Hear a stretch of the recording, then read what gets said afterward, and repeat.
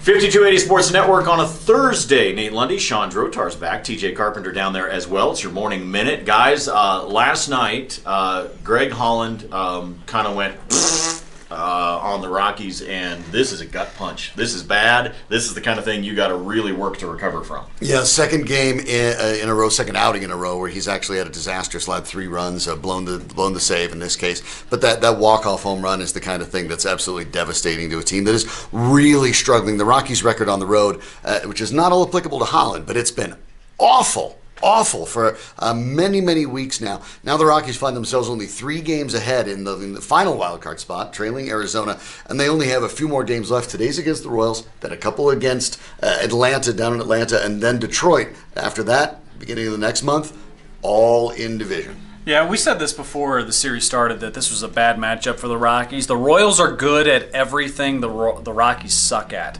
And at the top of that list is the 9th inning, closing games out. Rockies have struggled with that as of late, especially on the road. You saw that against the Royals. I think the hope is that Greg Holland's issues were a little bit emotional, returning to the team that he used to be on, and a little bit mechanical, which is fixable, and that it's not something physical. And that would be a major problem. When you look at this team in the 9th inning, as TJ was just talking about, Greg Holland's last 6 appearances. In those last 6 appearances, he has 6 walks. In those last 6 appearances, 4 of them are losses on his record in terms of decisions, 3 of which are blown saves. As Sean pointed out on the radio show this morning, his ERA in the month of August is 15.43.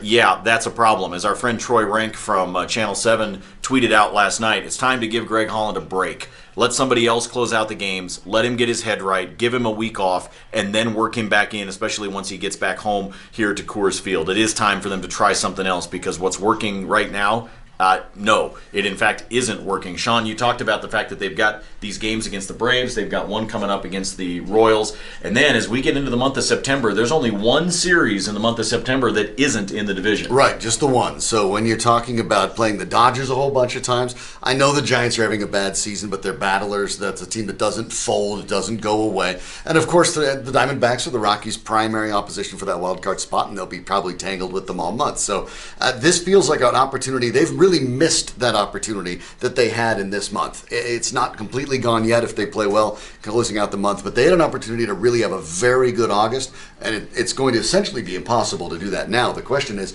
can they salvage enough to at least have a decent August as opposed to a disastrous August where now in September, maybe they're even chasing. TJ, you didn't happen to win Powerball last night, did you? I didn't. No, unfortunately not. I'm still poor. Dang it. That was my retirement plan. Not me winning it, you winning it.